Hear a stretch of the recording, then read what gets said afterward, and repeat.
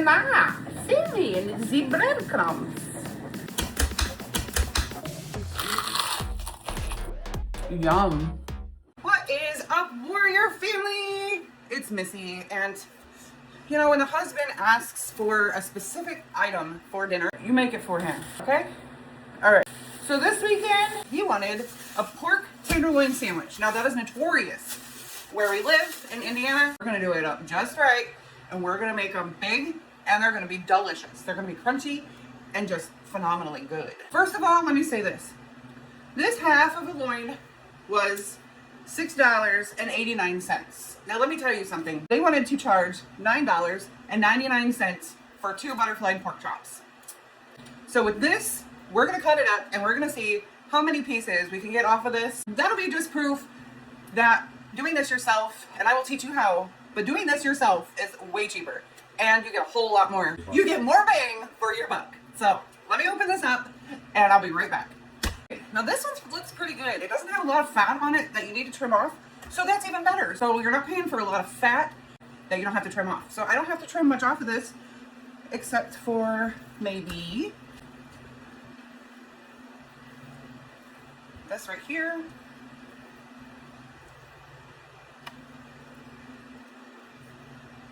I mean, and it's all personal preference. If you want to leave the fat on, leave it on or take it off. It's your kitchen. You can do what you want.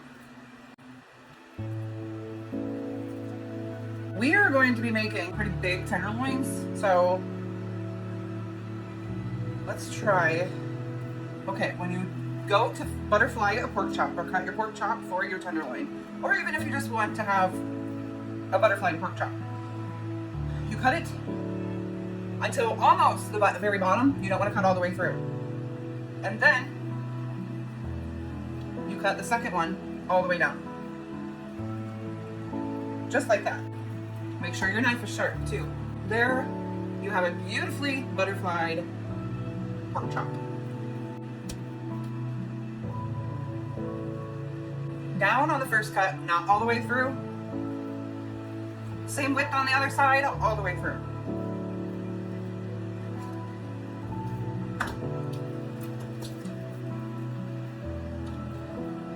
If you need to go down some more, you just do that.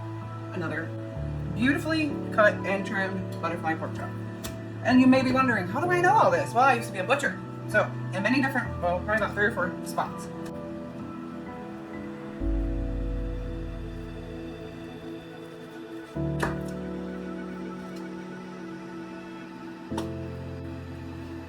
And now for the rest of this, I would either butterfly this whole thing, cut it up into just single chops, or make it as a roast. Who knows what this will be?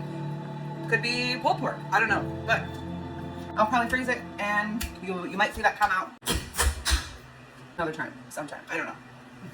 I've already added it, but I put pepper, garlic, onion, and mustard powder in my flour. You want to heavily season your flour. Don't forget that step. Our next step is to pound out your tenderloin.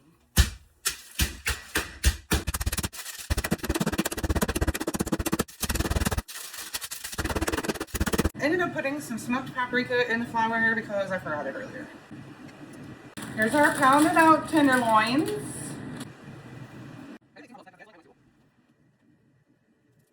You get more coverage by seasoning from above, even coverage. All right, now we're going to start our skillet. We're gonna add some oil. I'm not trying to completely submerge them in oil. This is gonna be for Mr.'s lunch. Next up, it's time to dredge. So for the breadcrumbs, I have a mixture of Italian, regular breadcrumbs, and also Italian seasoned panko breadcrumbs. So we're gonna do a 3-part dredge. So we're gonna start with flour.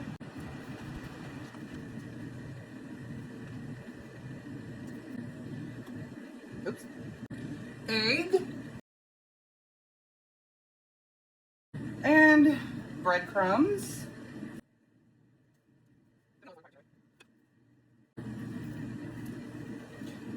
Make sure you have a big enough container. It's fine. Making a mess is fine. Whoops. Oh. Uh-oh. The hell? Let's just hope our oil is ready. Let me see. Ready. Did you know that little trick? Take a few drops of water, and if it starts to sizzle and bubble in your skillet with oil, then your oil is ready. Ready? Here we go. Depending on your thickness, this should be good to flip in about 4 to 5 minutes. So you're going to want to do 4 to 5 minutes each side. 4 to 5 minutes each side. Or when you stick your meat thermometer in there, it's 160. 160. Egg. Yeah. Breadcrumbs. Can you see me in the breadcrumbs? No. You cannot see me in the breadcrumbs.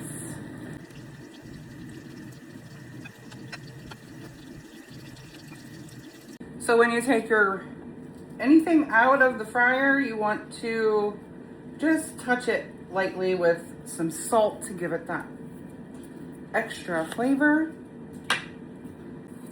All right, in goes the second one. And then we let it cook.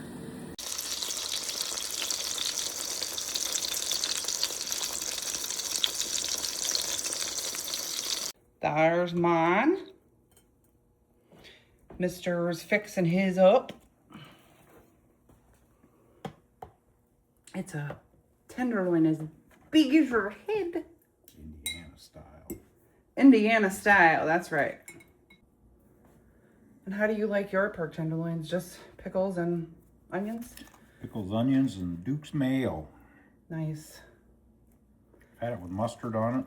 Also, that's pretty good. Look at that. That is Indiana style pork tenderloin. Whoa. Twice the size of the bun. That is so nice. Okay, I like mayo. All right, I do mayo. Holy moly. Anybody guessing or placing bets to see if I can eat this? Uh-oh, hold on. Okay.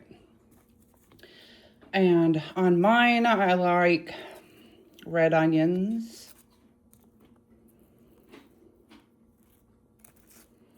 Red onions. And regular pickles. I normally eat bread and butter pickles with everything, but I have to eat the regular dills on a pork tenderloin sandwich. And then I put my top on. And that's that. Thumbnail.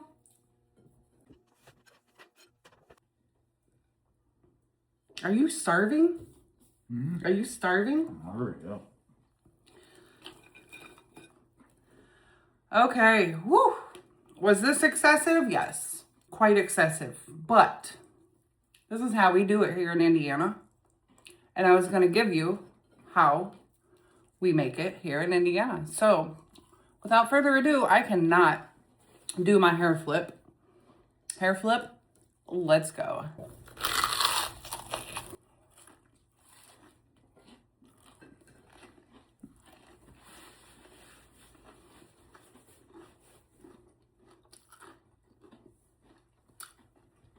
Yum.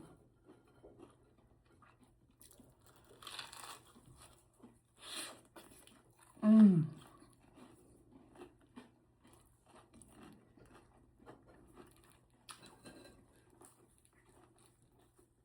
And here is another easy meal idea. Fairly inexpensive. It wasn't expensive at all. We had the buns. We bought the pork.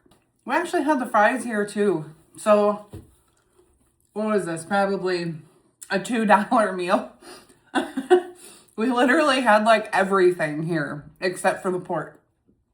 So, Yeah, we're eating for what? Less than $5 for the both of us? Yep. So, there's your sign to go make you one. Stay safe, be kind, love with everything you have. I'm gonna go enjoy this, and I'll see you in my next video. So let me just show you. So you've seen it before we even started on it. This is what I have left. I still have a whole sandwich. I didn't even get to taste the bun with anything. I told you, you make it to the bun and then you're going to be full. No bites taken out of the bun. So we actually, did you eat it all? I have one bite left. That's all I have left. Wow. Well, let me just say, for under $5, we just made like 3 meals out of what I just made. So there's that. I just had to show you. Okay, bye.